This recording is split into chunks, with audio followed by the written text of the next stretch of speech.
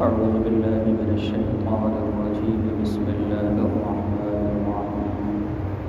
لقد كان في يوسف وإخوته آيات للسائلين إذ قالوا ليوسف وأخوه أحب إلى أبينا منا ونحن عصبة إن أبانا لفي ضلال مبين اقتلوا يوسف أو اطرحوه أرضا يخل لكم وجه أبيكم وتكونوا من بعده قوما صالحين قال قائل منهم لا تقتلوا يوسف وألقوه في غيابة الجب يلتقطه بعض السيارة إن كنتم فاعلين صدق اللہ العظیم۔ حقیقت یہ ہے کہ جو لوگ تم سے یہ واقعہ پوچھ رہے ہیں ان کے لیے یوسف اور ان کے بھائیوں کے حالات میں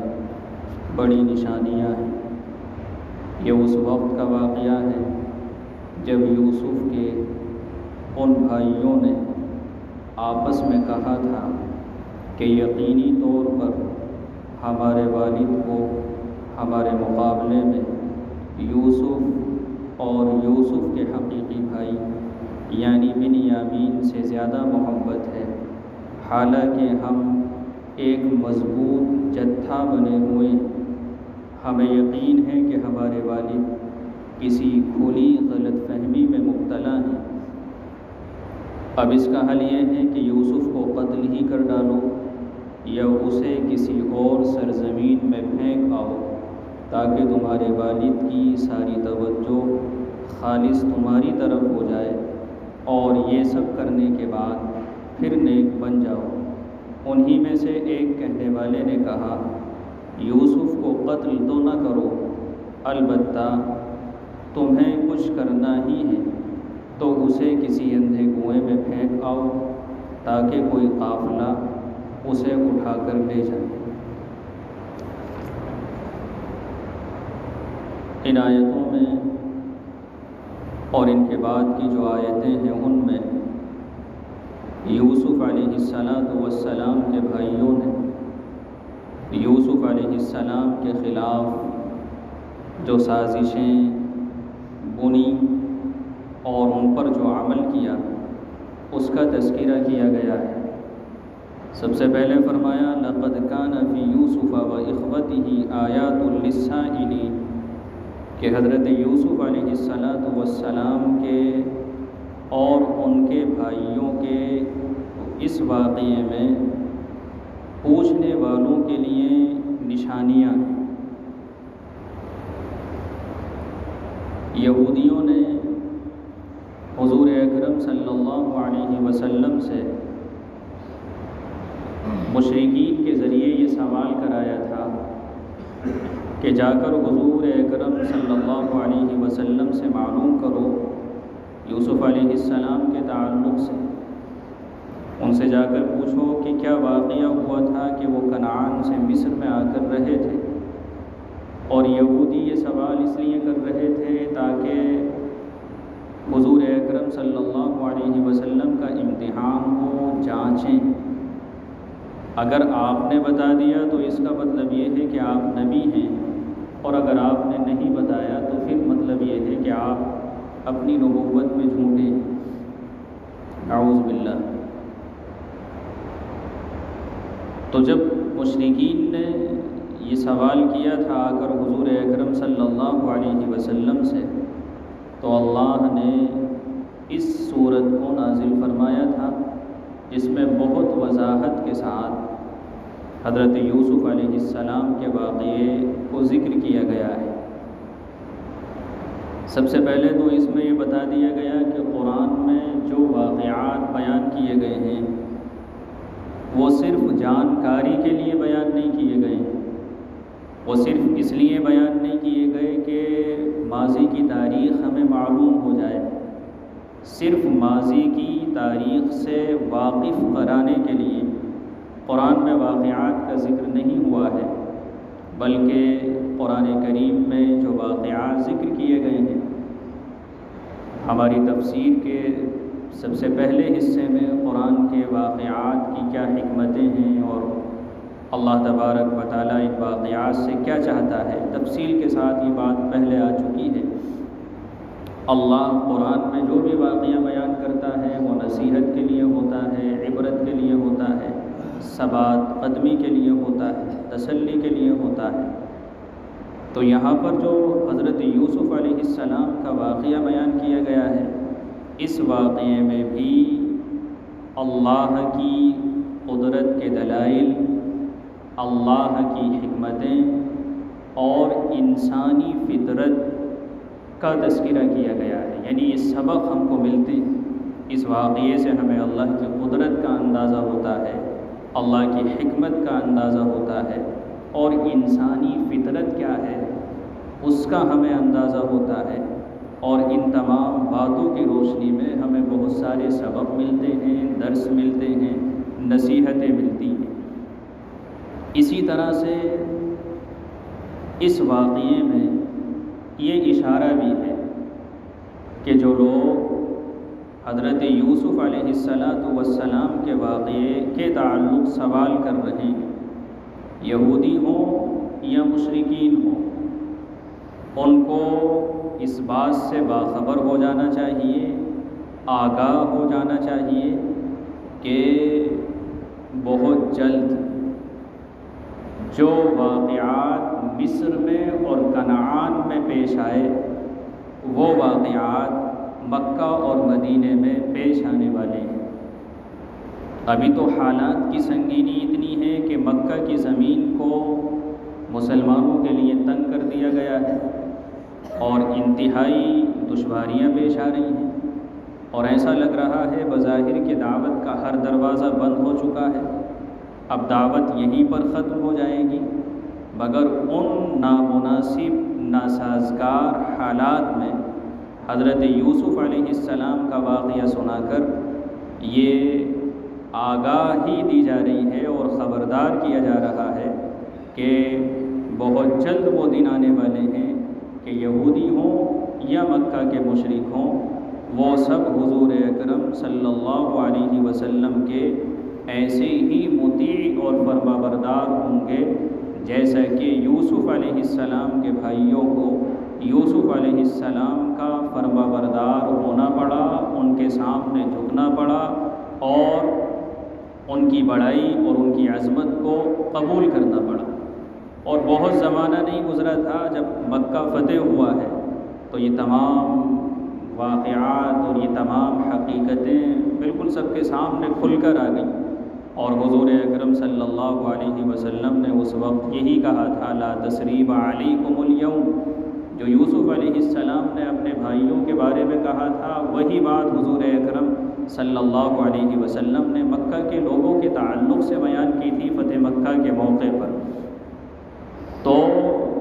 بشارت دی جا رہی ہے اور آگاہ کیا جا رہا ہے، مسلمانوں کو بشارت دی جا رہی ہے یوسف علیہ السلام کے واقعے کے ذریعے، اور جو مشرکین ہیں اور یہودی ہیں انہیں تنبیہ کی جا رہی ہے، آگاہ کیا جا رہا ہے۔ اسی طرح سے اس میں یہ اشارہ بھی ہے کہ جو مکہ کے قریش تھے، بالخصوص جو حضور صلی اللہ علیہ وسلم سے تعلق رکھتے تھے قرابت کا، ان کو گویا کہ یہ اشارہ کیا جا رہا ہے کہ تم یہودیوں پر اتنا اعتماد کر رہے ہو اور ان کے اعتماد کے نتیجے میں حضور اکرم صلی اللہ علیہ وسلم کی مخالفت پر اتر آئے ہو، حالانکہ تم ان کی تاریخ دیکھو، یہ تو ایسے بے اعتماد لوگ ہیں کہ انہوں نے یعنی یوسف کے بھائیوں نے یوسف علیہ السلام کے ساتھ کیا برتاؤ کیا تھا۔ تو لقد کان فی یوسف واخوتہ آیات للسائلین، اس واقعے میں بڑی نصیحتیں، بڑی عبرتیں اور بہت سی تنبیہات ہیں۔ اذ قالوا لیوسف واخوہ احب الی ابینا منا ونحن عصبہ ان ابانا لفی ضلال مبین، یہ اس وقت کا واقعہ ہے جب یوسف کے ان بھائیوں نے یعنی سوتیلے بھائیوں نے آپس میں یہ کہا تھا کہ یقینی طور پر ہمارے والد کو ہمارے مقابلے میں یوسف اور اس کے حقیقی بھائی سے زیادہ محبت ہے۔ قرآن کی اس آیت میں اب اس میٹنگ کا تذکرہ کیا گیا ہے، اس مشورے کا ذکر کیا گیا ہے جو یوسف علیہ السلام کے بھائیوں نے یوسف علیہ السلام کے ساتھ کیا تھا، اور وہ یہ کہہ رہے تھے کہ ہمارے والد محترم ہم سے زیادہ یوسف اور یوسف کے بھائی بنیامین سے محبت کرتے ہیں، یعنی ان سے زیادہ لگاؤ ہے اور ہم سے کم لگاؤ ہے، یہ ان کا خیال تھا۔ اور ظاہر سی بات ہے کہ یہ ایک بدگمانی تھی، ورنہ یعقوب علیہ السلام اولاد کے ساتھ دوہرا رویہ اختیار کریں یہ تو ہو ہی نہیں سکتا ہے، کیونکہ یعقوب علیہ السلام اللہ کے نبی تھے،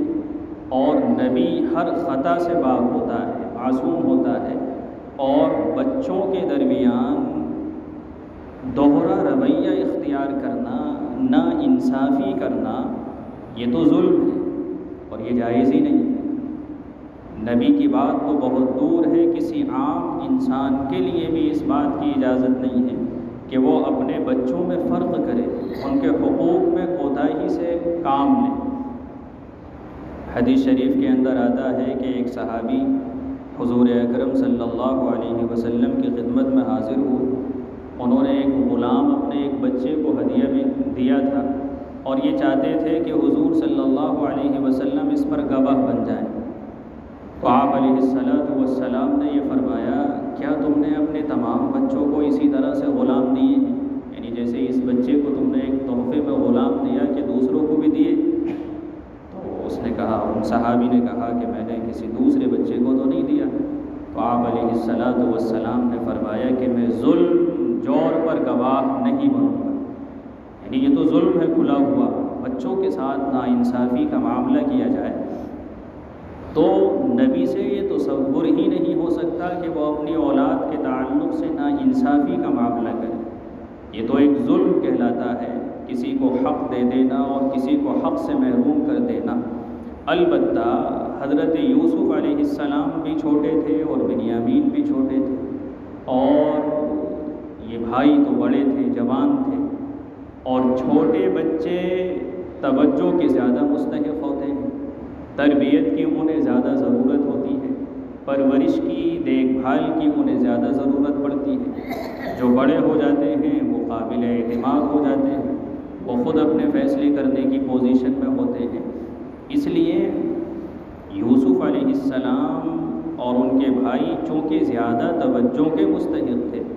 اور پھر یوسف علیہ السلام کے اندر جو کمالات ظاہر ہو رہے تھے، اس اعتبار سے یہ کہا جا سکتا ہے کہ یعقوب علیہ السلام کی چونکہ انہیں زیادہ ضرورت تھی اور ان کی ماں بھی نہیں تھی، اور بن ماں کے بچوں کو کتنی ضرورت ہوتی ہے ایک باپ کی، یہ بالکل واضح ہے، اور چھوٹے بچوں پر زیادہ توجہ ہوتی ہے۔ ہم سب کے گھروں میں یہ معاملہ ہوتا ہے کہ جو چھوٹے ہوتے ہیں، جنہیں زیادہ ضرورت ہوتی ہے،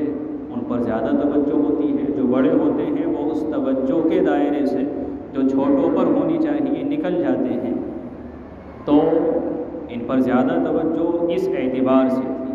انہوں نے اسی توجہ کو اور اسی دیکھ بھال کو اور اسی نگرانی کو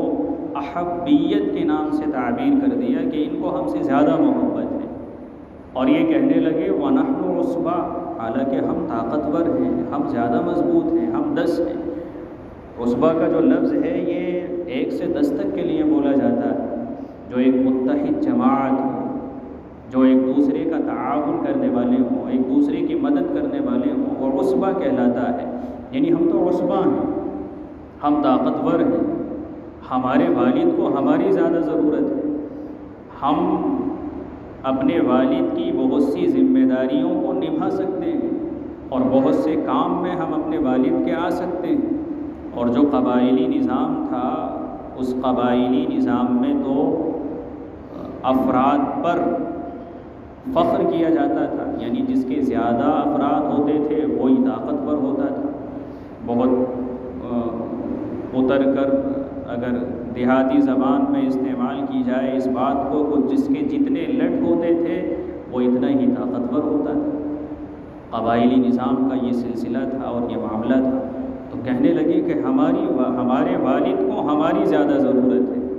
اس لیے ہم سے ہمارے والد کو زیادہ محبت کرنی چاہیے، نہ کہ یوسف اور بنیامین سے جو کمزور ہیں، جو والد کی ذمہ داریوں کو ادا نہیں کر سکتے ہیں، ان کا ساتھ نہیں دے سکتے ہیں۔ اس لیے جب یہ سوچا تو خود ہی دلیل قائم کر لی اور خود ہی فتویٰ دے دیا، ان ابانا لفی ضلال مبین، کہ ہمارے والد یقیناً کھلی غلط فہمی میں مبتلا ہے۔ ضلال کا جو لفظ یہاں استعمال ہوا ہے وہ دینی گمراہی کے معنی میں نہیں ہے، بلکہ ہمارے والد غلط فیصلے کر رہے ہیں، ان کا فیصلہ درست فیصلہ نہیں ہے۔ جب انسان عجب پسندی میں مبتلا ہو جاتا ہے اور اپنی ذات، جسے ہم خود بینی اور خود رائی کہہ سکتے ہیں، جب اس میں مبتلا ہو جاتا ہے تو پھر وہ اپنی طرف توجہ نہیں دیتا بلکہ دوسروں میں خامیاں نکالتا ہے۔ ہونا یہ چاہیے تھا کہ یعقوب علیہ السلام کے ان بیٹوں کو اپنی جانب توجہ کرنی چاہیے تھی، اپنی کمی اور کوتاہیوں پر نظر کرنی چاہیے تھی، مگر اس کے بجائے فوراً حضرت یعقوب کو جو اللہ کے ایک نبی بھی ہیں ان کو غلط ٹھہرایا ہے۔ اور ہمارے سماج میں کتنی اولادیں جو اپنی غلطیوں کو نہیں دیکھتے، اپنی خامیوں کو نہیں دیکھتے، اپنی کوتاہیوں کو نہیں دیکھتے، اور بیچ چوراہوں پر اپنے والد کی ناانصافی کا تذکرہ کرتے ہیں، ان کی برائیاں کرتے ہیں، اور ان کے تعلق سے نہ جانے کیا کیا جملے استعمال کرتے ہیں۔ اور یہ بات ہمارے سامنے آ چکی ہے کہ جب چھوٹوں کے اندر سے بزرگوں کی بزرگی کا احساس نکل جائے، بڑوں کی سمجھداری کا احساس نکل جائے، اور وہ خود یہ سمجھنے لگے کہ ہم ہی زیادہ سمجھدار ہیں اپنے علم کی بنیاد پر یا ڈگریوں کی بنیاد پر، اور وہ اپنے والدین کو کچھ نہ سمجھیں، تو پھر اس کا پھر مسئلہ یہ ہے کہ وہ کامیابی کے ہر میدان سے اپنے آپ کو روک چکے ہیں، اب وہ ترقی نہیں کر سکتے۔ اگر کوئی جج کی کرسی پر بھی بیٹھا ہے اور وہ اپنے والدین کے ساتھ برا رویہ اختیار کیے ہوئے ہے اور ان کی حقارت اس کے دل کے اندر ہے، یا تو وہ کم علم ہے یا بالکل علم ان کے پاس نہیں ہے، اس بنیاد پر تو پھر وہ شرافت انسانی کے معیار سے گر گیا ہے، اور ایسا انسان ذلیل ہو کر رہتا ہے، رسوا ہو کر رہتا ہے۔ اور جو اللہ کا بندہ تمام صلاحیتوں کے باوجود عملی طور پر لوگوں کی محفلوں میں اپنے والدین کا اعزاز کرتا ہے، اکرام کرتا ہے، اور ان کا تعارف کراتے ہوئے شرماتا نہیں ہے،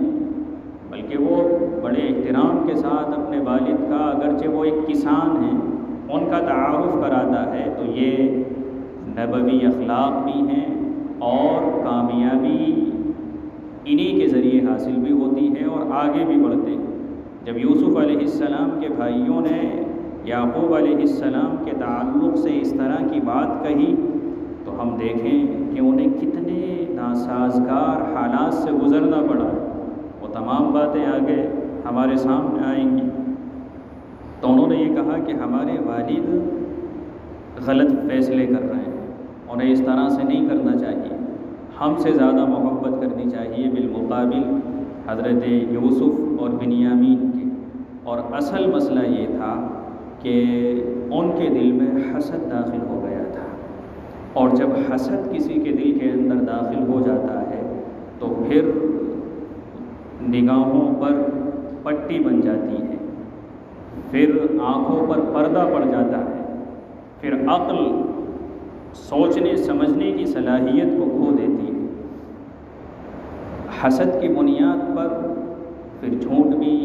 نافرمانی بھی، ایذا بھی جنم لیتی ہے۔ جب یوسف علیہ السلام کے بھائیوں کے دل میں حسد پیدا ہوا تو انہوں نے جھوٹ بھی بولا،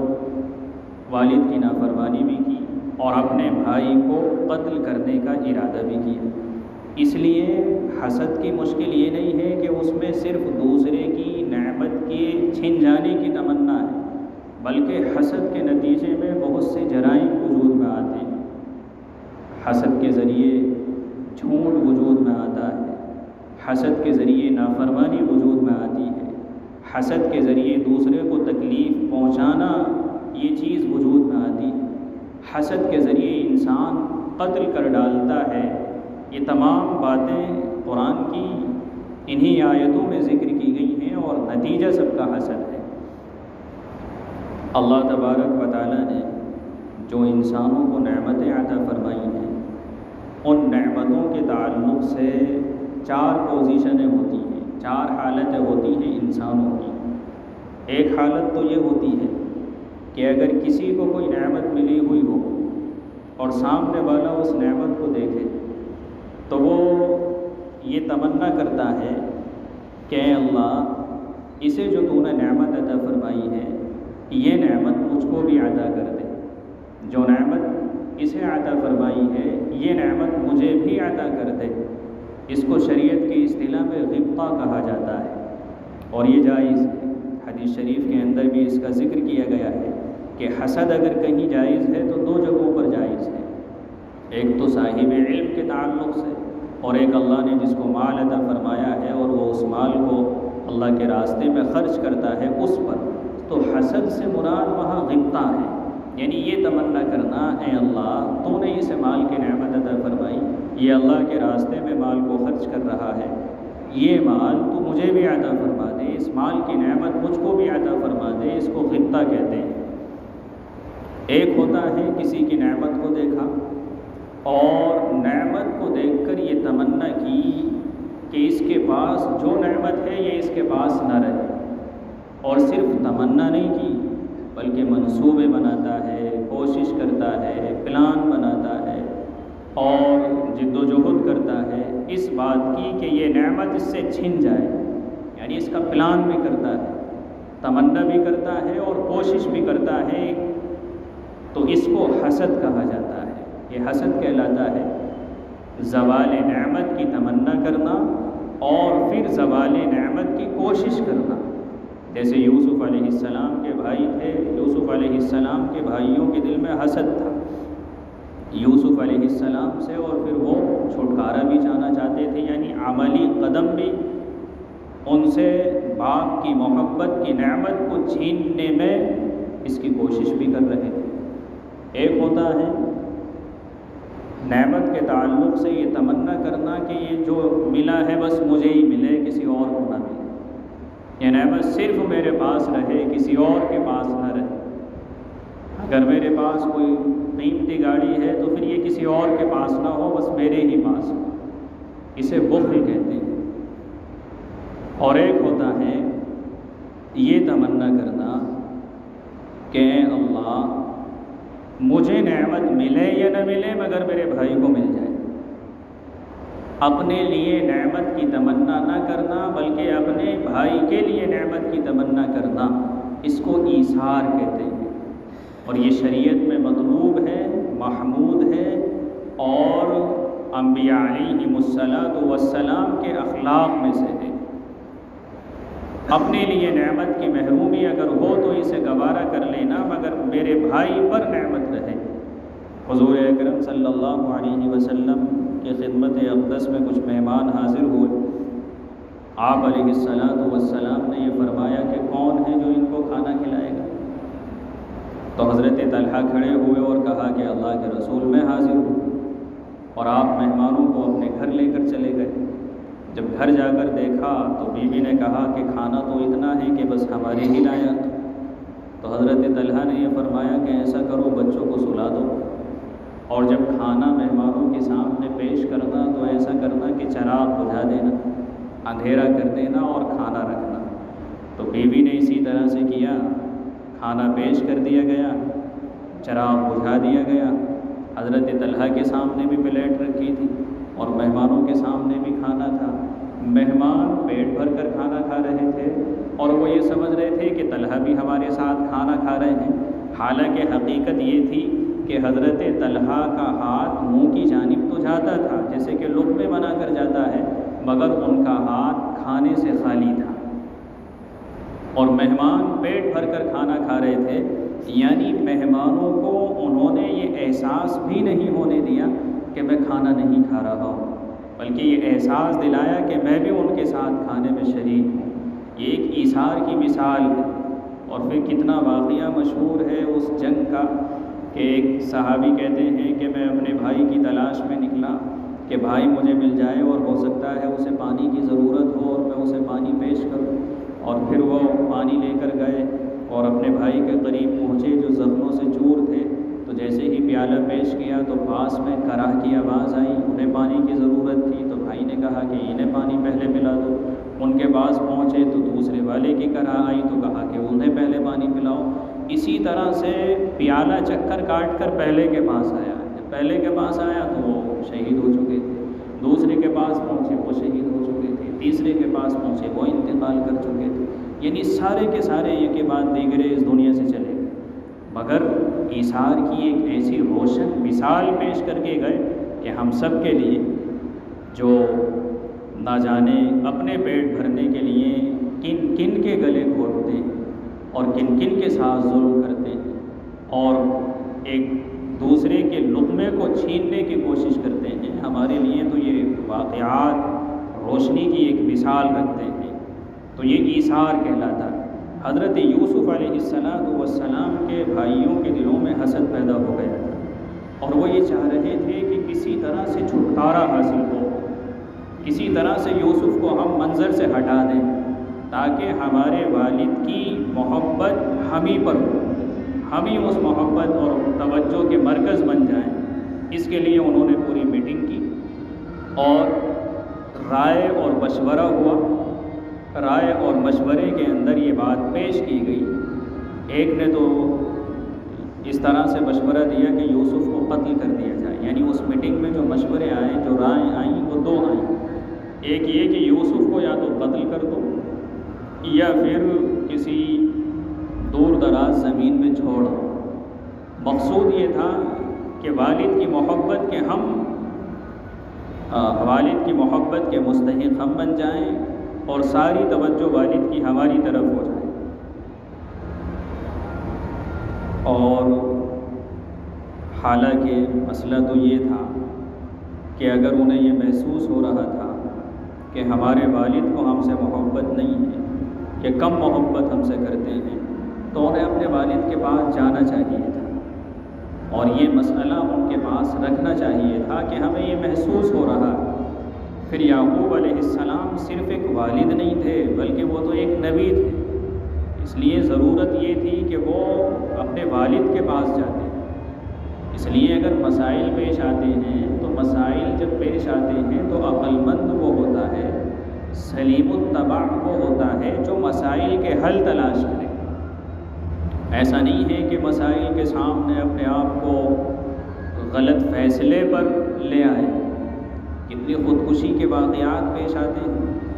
وہ اسی لیے پیش آتے ہیں کہ مسائل کا حل نظر نہیں آتا ہے اور انسان خود اپنے سے طے کرتا ہے، اور پھر آخر نتیجہ یہ ہوتا ہے کہ خودکشی کر لیتا ہے یا کوئی بھی غلط قدم اٹھا لیتا ہے، وہ اسی بنیاد پر اٹھاتا ہے کہ مسائل کا حل تلاش نہیں کرتا ہے۔ یہاں پر بھی یہی واقعہ تھا کہ حسد جو ان کے دل کے اندر پیدا ہو گیا تھا، اس حسد نے ان کو ایسا اندھا بنا دیا تھا عقلی اعتبار سے اور دلی اعتبار سے کہ وہ کچھ سوچنے سمجھنے کے لیے تیار نہیں تھے۔ اور حسد ایسی بیماری ہے جو ظاہری اعتبار سے تو پورے انسانی معاشرے میں بھی آگ لگا دیتی، خطرناک بیماری۔ حسد کرنے والا کوئی بھی انتہائی قدم اٹھا سکتا ہے، دنیاوی اعتبار سے اخروی اعتبار سے۔ اس کا انجام یہ بیان کیا گیا کہ حسد نیکیوں کو اس طرح سے کھا جاتا ہے جس طرح سے آگ لکڑیوں کو کھا جاتی ہے، یعنی لکڑیوں کو آگ راکھ بنا دیتی ہے، ایسے ہی حسد انسان کے اعمال کو بے فائدہ کر دیتا ہے، ایسا کر دیتا ہے جیسے کہ عمل ہے ہی نہیں، بالکل راکھ، بے فائدہ، آخرت میں کوئی کام آنے والے وہ اعمال نہیں ہیں۔ تو یہ رائے انہوں نے پیش کی کہ ایسا کرنا اور ایسا کرنا، اور وہ یہ سمجھ رہے تھے کہ ہے تو یہ جرم، یوسف کو قتل کرنا یہ جرم ہے، اس لیے کہنے لگے وَتَكُونُ مِن بَعْدِهِ قَوْمًا صَالِحِينَ، بعد میں توبہ کر لیں، یعنی ابھی تو اس جرم کو کر گزرو، کسی طرح سے چھٹکارا پاؤ، بعد میں نیک بن جائیں گے، اور نیک کیسے بنیں گے؟ توبہ کر کے۔ نہ جانے کتنے لوگ ہیں جو قتل کرتے ہیں اور توبہ کر لیتے ہیں، تو ہم بھی توبہ کریں گے اور نیک بن جائیں گے۔ اور یہ ایسا شیطانی دھوکہ ہے جو انسان کو گناہوں کی دلدل میں دھسا دیتا ہے۔ زُيِّنَ لَهُمُ الشَّيْطَانُ أَعْمَالَهُمْ، اسی کو کہا گیا کہ شیطان انسانوں کے سامنے انسانوں کے اعمال خوبصورت بنا کر پیش کرتا ہے، یعنی انہیں یہ دھوکہ ہو رہا تھا کہ یہ کام کر گزریں پھر توبہ کر لیں گے، کچھ بھی نہیں ہوگا۔ اور لاکھوں انسان اسی دھوکے میں مبتلا ہو کر گناہوں کے راستے پر چل پڑتے ہیں کہ کچھ نہیں ہے، اب کر گزریں، اپنے دل کے اندر بھی بار بار کہتا ہے کہ بس یہ گناہ کر لوں، توبہ کر لوں گا، اللہ معاف فرما دے گا، اللہ غفور ہے، اللہ رحیم ہے، گناہ کر لیتا ہے، پھر اور آگے بڑھتا ہے، پھر اور آگے بڑھتا ہے، پھر اور آگے بڑھتا ہے، گناہ کرتا چلا جاتا ہے۔ اور نتیجہ کیا ہوتا ہے؟ نتیجہ یہ ہوتا ہے کہ جب یہ سوچ کسی کی ہو جاتی ہے کہ گناہ کر لیں اور توبہ کر لیں گے، تو پھر گناہ کی حقیقت اس کے سامنے بہت ہلکی ہو جاتی ہے، یعنی پھر وہ گناہ کو معمولی سمجھنے لگتا ہے، بہت کم سمجھنے لگتا ہے، اور توبہ کا وہ ایک کھیل بنا دیتا ہے۔